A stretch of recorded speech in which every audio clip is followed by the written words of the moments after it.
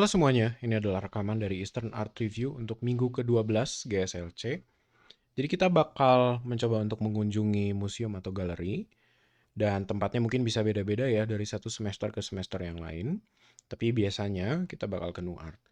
Nah, saya mungkin bakal harus membahas etiket atau tata cara kita mengunjungi museum dan galeri. Nah, mungkin ini satu hal yang awam buat banyak orang dan mungkin tidak ada yang pernah jelasin, jadi ada pentingnya saya jelasin di sini. Oke, untuk periode pre-departure, jadi sebelum kita pergi ya, ada bagusnya sebelum kalian pergi ke satu pameran, mungkin kalian udah lihat iklan, udah tahu eventnya apa, udah tahu tentang apa. Biasanya mereka punya satu rangkaian tersendiri gitu kan. Kalau ada talk dengan senimannya, misalnya ada program, kalau kalian mau ikuti ya tentunya kalian harus lihat dari websitenya atau dari Instagramnya atau dari mana gitu ya.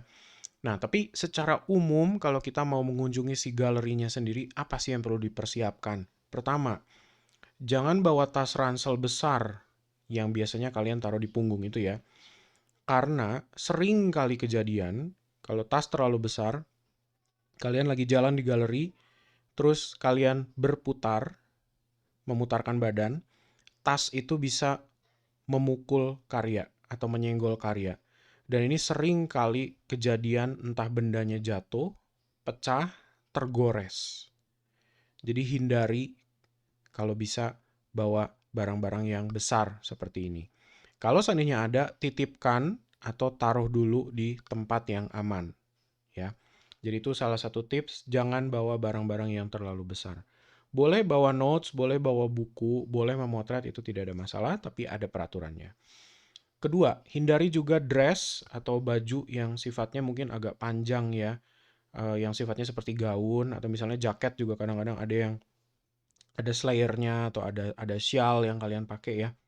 Karena hal seperti itu kadang-kadang juga bisa mengait karya. Jadi kita kan tidak tahu karyanya seperti apa, bisa jadi dia patung, bisa jadi dia sebuah lukisan, bisa jadi dia segala macam. Nah, itu bisa merusak karya ya. Jadi perlu hati-hati. Ketiga, hati-hati dengan minuman yang kalian bawa. Boleh bawa minuman, tapi kalau bisa tidak dikonsumsi ketika ada di galeri ya. Paling banter kalau kalian mau bawa adalah air putih. Usahakan bukan minuman manis yang lengket bila tumpah. Karena kalau sampai kena karya atau sampai jatuh di lantainya, takutnya bisa menjadi hazard. Entah orang terpleset atau bisa terciprat ke karyanya, maka itu akan mengakibatkan kerusakan. Nah, ini yang kita coba hindarin ya. Poin keempat, sebelum kalian ke sana, ada bagusnya juga kalian tahu tema dari pameran itu, apa yang coba diomongkan, dan bahkan kalau ada waktu, baca sedikit tentang si senimannya.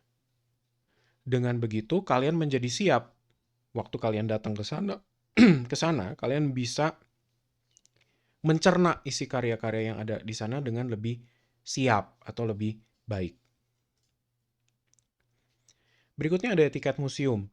Pertama, jangan menyentuh karya kecuali bila diperbolehkan. Ada karya tertentu yang sifatnya partisipatif, jadi memang audiens diajak untuk mencoba merespon. Misalnya ada satu meja yang berisi Lego, Legonya boleh dicoba dipermainkan. Nah, artinya kalian di-encourage untuk menyentuh. Gitu ya.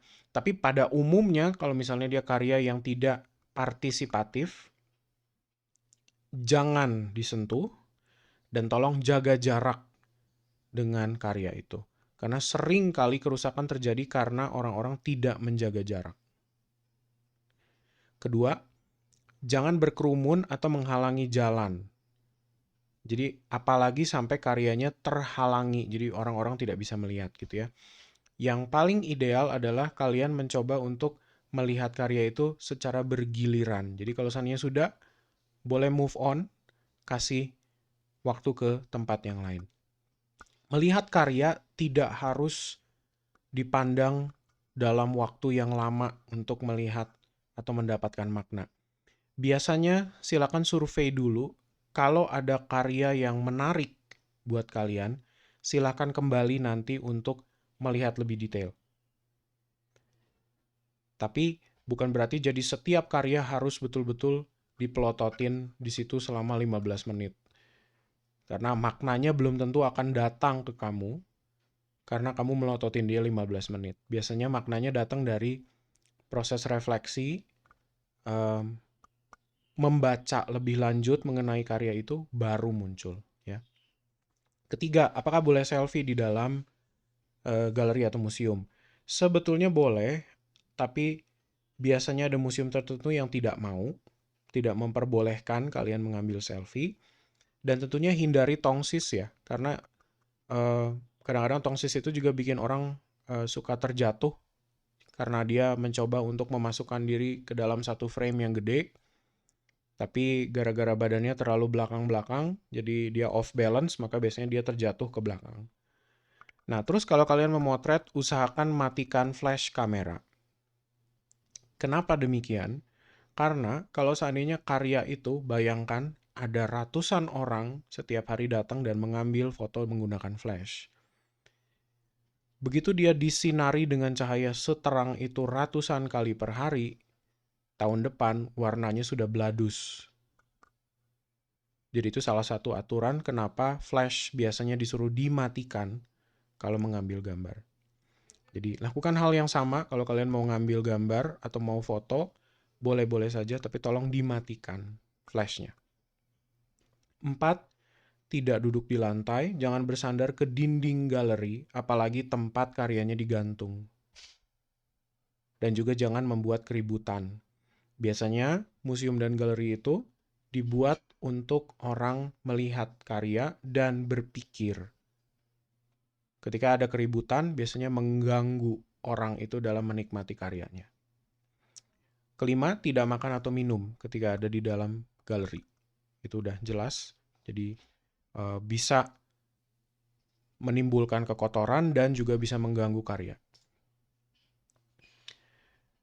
Terus soal wall text dan curatorial notes. Ini apa dan cara pakainya bagaimana?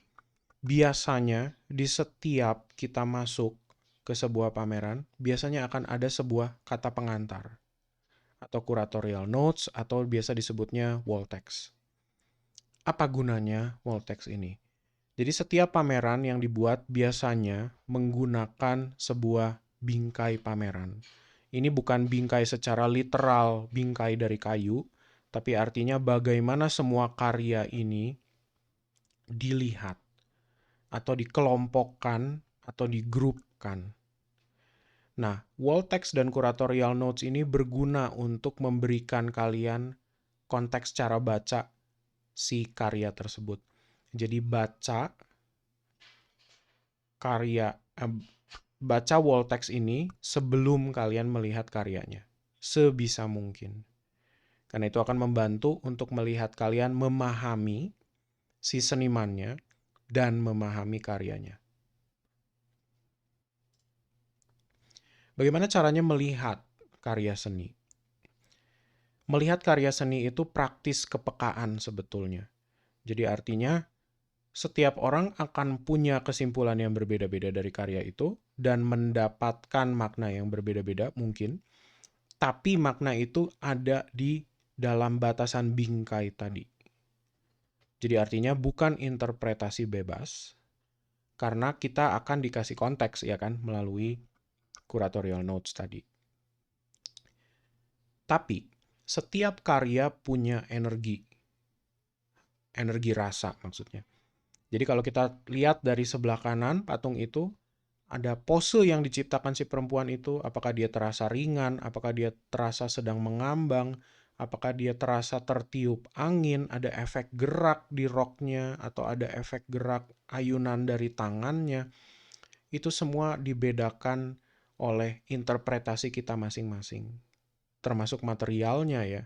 Jadi material besi tiba-tiba dibikin menjadi ringan, itu kan sebuah keajaiban gitu. Kalau pada sehari-harinya besi itu kasar, tajam, berat, tiba-tiba menjadi ringan, itu kan seperti seolah-olah melanggar hukum alam gitu. Dan itu mungkin bagian dari estetikanya ya. Jadi itu akan berbeda-beda dari setiap kalian, tapi setidaknya kita ada konteks dan ada pembacaan yang lebih tajam ya melalui tadi itu. Kalau kalian membaca curatorial notes-nya. Terus kalian juga boleh pikirkan kenapa gaya tersebut digunakan, karena ini menjadi cerminan karakter dari si senimannya ya. Mau itu mencoba untuk melihat dia dari sisi filosofinya, dari sisi sinkretismenya, dari sisi budayanya, dan dari sisi background pendidikannya misalnya gitu. Nah, karya itu yang membuat kita memahami ruang alam berpikir dan tendensi berkarya dari si senimannya. Soal guided tour dan kenapa kita menggunakan tour, itu karena kalau kalian masuk ke dalam galeri itu tanpa menggunakan guide, kalian akan membaca karya itu sendiri. Kalau kalian udah terlatih untuk melihat karya sedemikian rupa, maka tidak ada masalah. Tapi sengaja kali ini saya mencoba untuk bikin tour yang kita kunjungi nanti menggunakan guide. Supaya kita bisa memahami cerita di belakang karya-karyanya gitu ya. Karena itu akan dijelaskan satu-satu, akan diberikan konteks. Nah, inilah sebabnya kenapa tour ini sifatnya berbayar ya. Apakah boleh bertanya ke guide? Boleh, tapi secukupnya ya. Jadi kalian tidak mencoba berdebat dengan si guide, karena yang seharusnya kalau kalian mau berdebat seharusnya ke senimannya, bukan ke guide-nya. Guide-nya hanya mencoba untuk menjelaskan ke kalian proses berkaryanya, karyanya berbicara tentang apa, dan konteks. Selebih dari itu, kalian peduli atau tidak dengan karyanya, cocok dengan tidak, setuju atau tidak dengan karyanya, itu sangat-sangat terbuka. Jadi, kalian boleh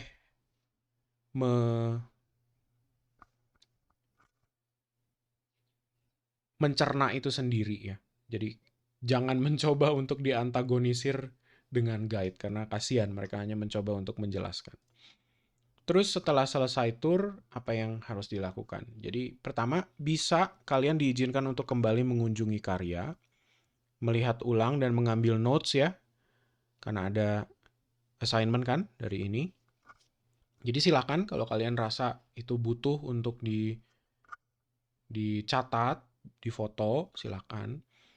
Terus simpan dan ingat sebagai pembelajaran tentunya, bagaimana karya-karya yang disuguhkan itu menggunakan simbolisme dan memproduksi makna lewat materialnya, bentuknya, dan penggayaan yang mereka gunakan.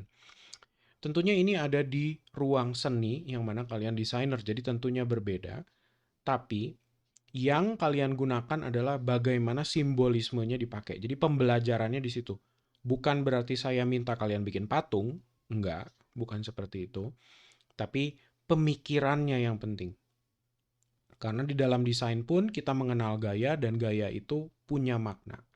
Jadi ini yang coba kita pahami di situ ya. Nah, lewat itu semua maka kalian punya pengalaman dan pemahaman yang lebih dalam tentang karya si seniman tersebut dan cara berpikirnya. Dan itulah yang kalian bisa ambil dari kunjungan pameran sebetulnya. Ya. Itu yang paling penting untuk orang-orang di dunia kreatif untuk berkembang. Karena dengan kita melihat karya orang-orang, seniman lain atau desainer lain, kita belajar caranya seperti itu, ya. Nah, sedemikian rupa kira-kira apa yang saya bisa sampaikan ke kalian secara garis besar, singkat, etiket ke museum, gunanya apa, dan cara bertindak ketika kita di dalam situ. Dan tentunya bagaimana cara kita mengambil pembelajaran dari setiap kunjungan yang kita ambil, ya, yang kita datangin jadinya. Oke, sampai di sini dulu untuk materi kali ini. Kita ketemu lagi di materi terakhir berarti di minggu depan ya.